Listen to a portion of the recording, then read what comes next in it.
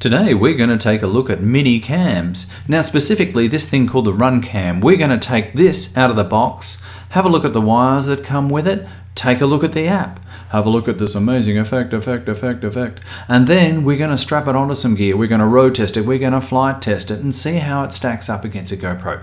Anyway, let's get into it.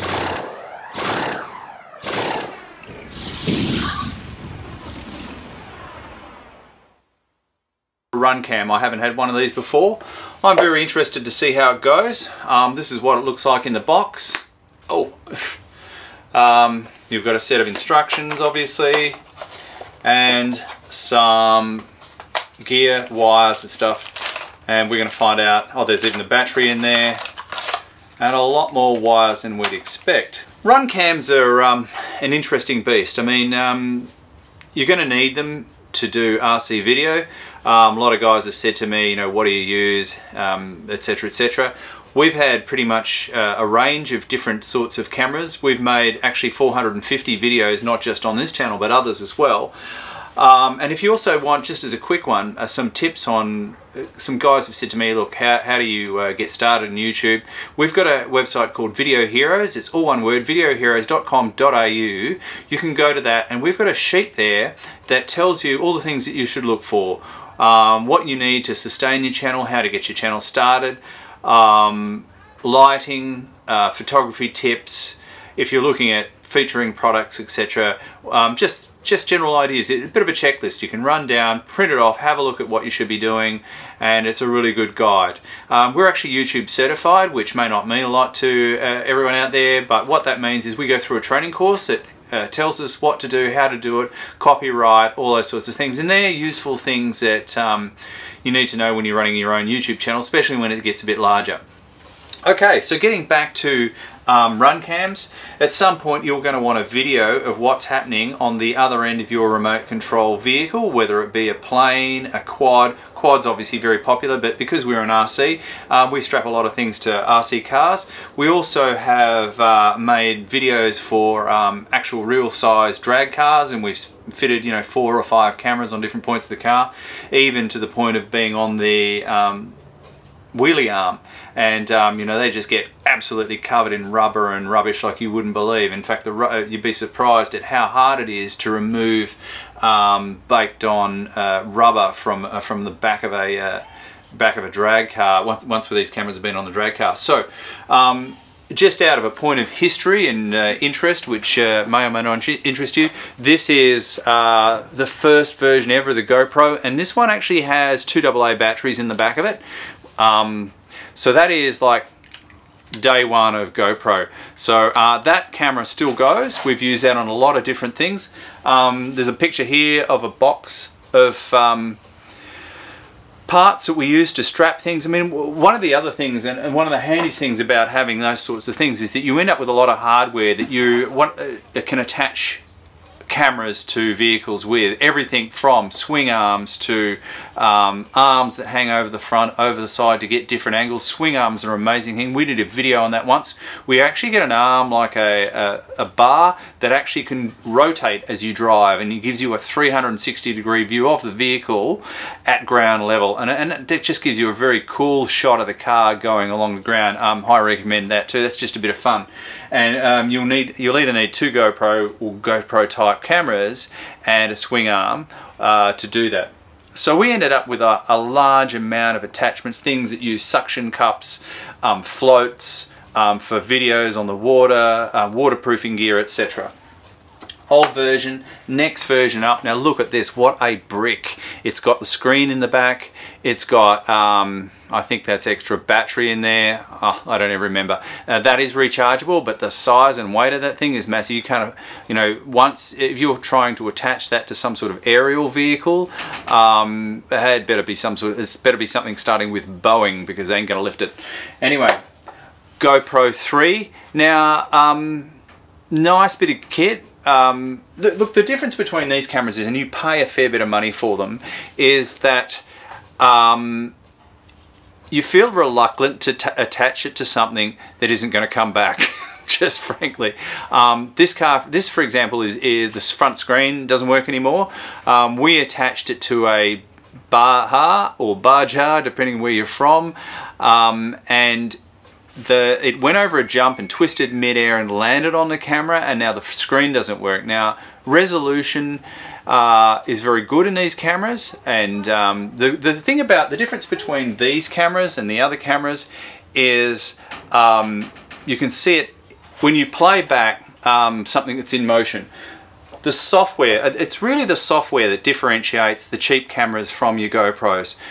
Getting good res with something on the move is difficult, and that's effectively what you're paying for. It's fairly easy to get a still shot these days with these sorts of cameras.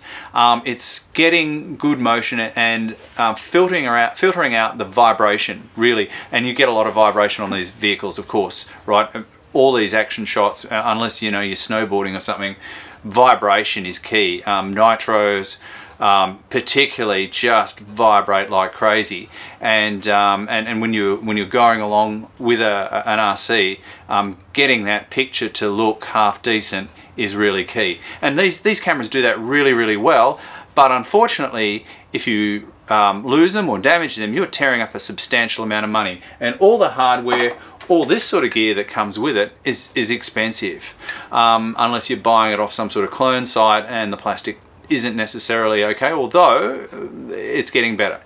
So then that kind of moves us down to these little tuckers that are the clones, and they are orders of magnitude cheaper, but effectively, well, more or less the same size and shape. In fact, to the point where some of these will actually almost fit in the same waterproof containers. I say almost.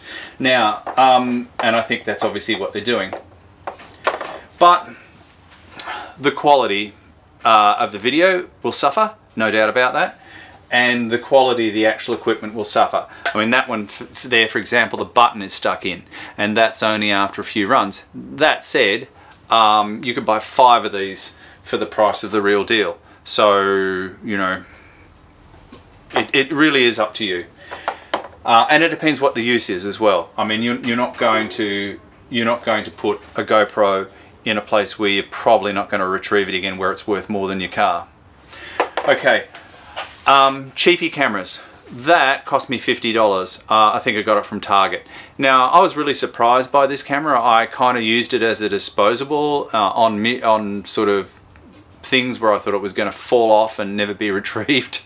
But this camera surprised me. It actually went. It has a series of lights on it, so you can actually turn those lights on, say, underwater or at night, and get a bit of vision. It was actually, while it lasted, a pretty good camera. It eventually died in salt water when we were doing some aquaplaning and the car sank. So up until that point, that had been a fantastic little camera, and I got my money's worth. You know, 50 bucks, are you serious? That's unreal.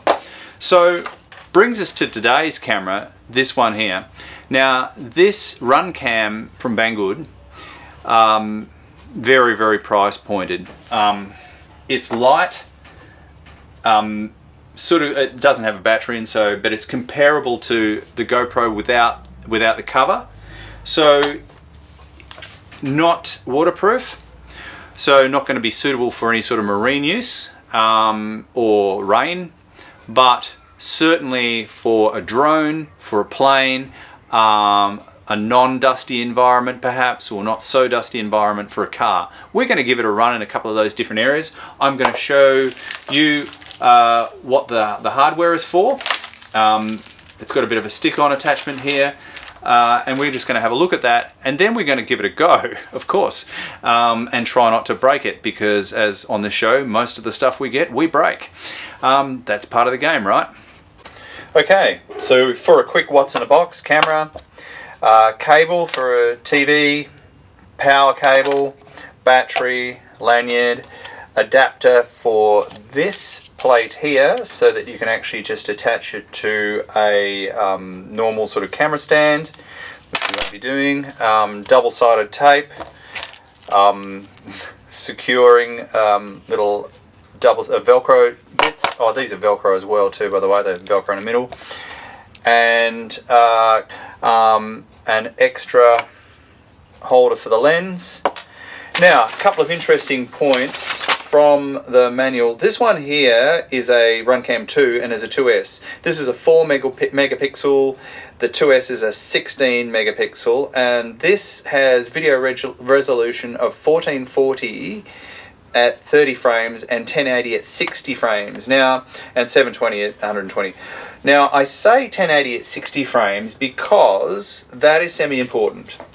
If you're running at 60 frames, then your video resolution is going to be much better, and it's actually quite noticeable, especially when you're trying to do slow-mo. So if you've got a RC car, you're going over a ramp or whatever it is that you're doing, and you later intend to slow-mo this, having 60 frames is fairly important. So you kind of got to look for that, and I try and look for that on most of my equipment. Most stuff will do 30, not everything's going to do 60, so that's quite a good thing, especially for slow-mos. The other thing that this does is it will connect to your computer. There is an app, it also has Wi-Fi, it has power saving modes, it's got center metering, so it looks to the middle of the frame and it's to adjust exposure. A lot of really cool stuff. Auto recording, does a loop. You have to put a card in here. It's a mini SD card, which is, you know, pretty standard procedure for these sort of cameras. I've managed to hook this up to the computer. That's the charge lead, as I said before. Now I've actually discovered now how this works. This little wire here can be used to actually power the camera in flight or on board an RC. So this is a power lead, and this is an adapter to hook up to some sort of AV device. So you can actually remove that if you're not going to use it, and the black and red wire to actually give it auxiliary power during flight or runtime, extend the runtime of the battery, which is a very cool idea. Okay, moving along now to the app. Unfortunately, I don't have any screen capture software for my iPhone. That's what it looks like in the store. It's also available on Android. No, that's one I did earlier.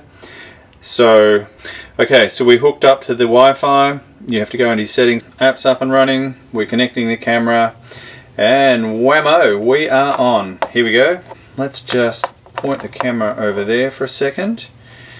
Some very cool things about this. We can change frequency, white balance, date stamp. Upside down, it tells you basically based on G-force whether the camera's upside down or not, slow-mo, blah blah.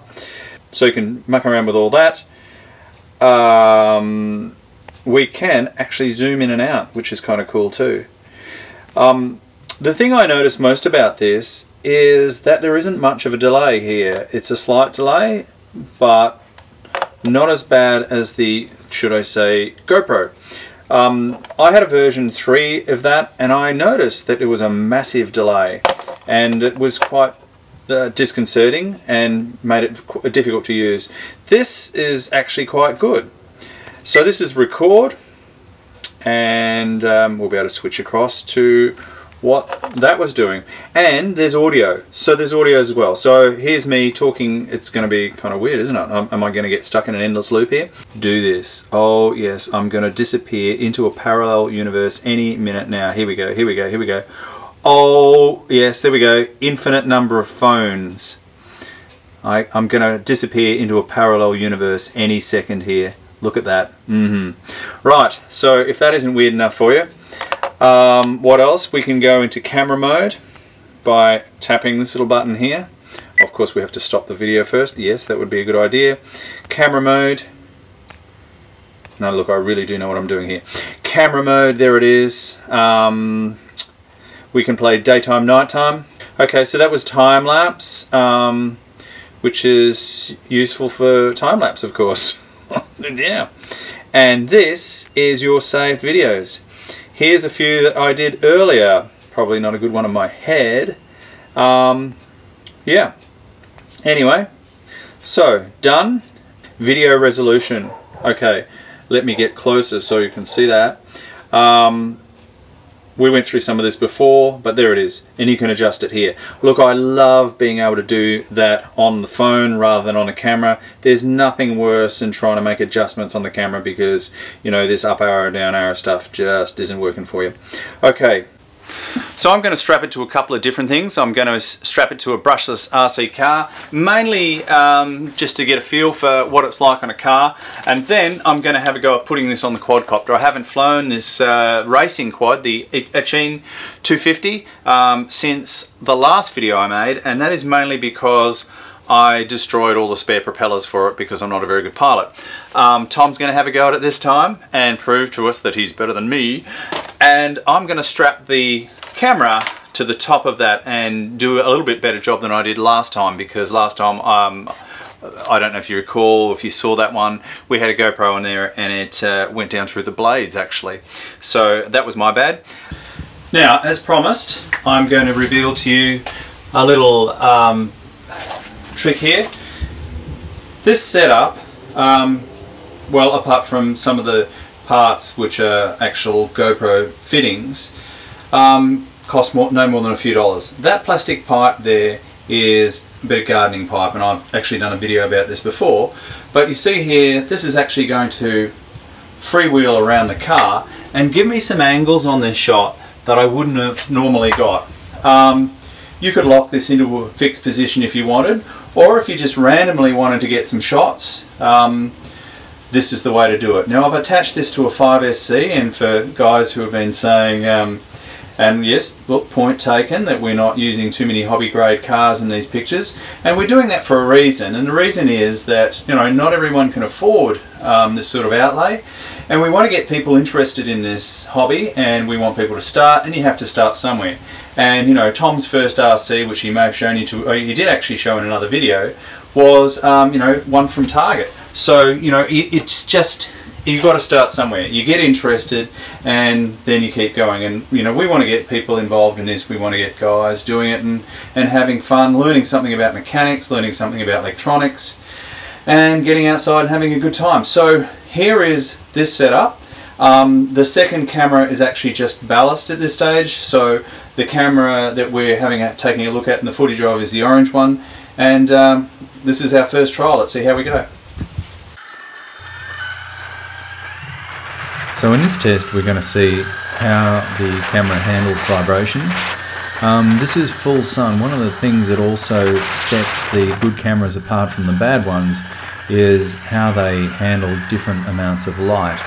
And they adjust to that accordingly. So I didn't do a low light test, we're just out here having a look at the vibration. So far this is good. It just skipped a little bit. We also abandoned using the Wi-Fi here at this point as well, because the Wi-Fi was making the camera glitch and we weren't getting constant feed. I didn't test the feed straight out of the back of the camera. This was just straight from Wi-Fi to the actual phone. And this is a speed run down there. Car was probably doing 60, 70 kilometers an hour, which was, you know, 40 mile an hour-ish. Similar run here with a GoPro. It seems to be a little bit smoother. I wasn't really sure about that, but the difference here is it hasn't adjusted water to light. Now, some of that may have been because the GoPro may have not been as clean, and the GoPro has also got its cover on. And this GoPro is quite old, so it's been through quite a bit, and it's the cover's been well to hell and back. Now, this is the setup for the drone. This is the racing drone. This is the Echine racing drone. If you're interested in buying one of these, there's a link at the bottom of the video. You can have a quick look. We took off from the park. We had a couple of goes at this, but not a bad image. Apologies for some of the shakiness of the flight itself.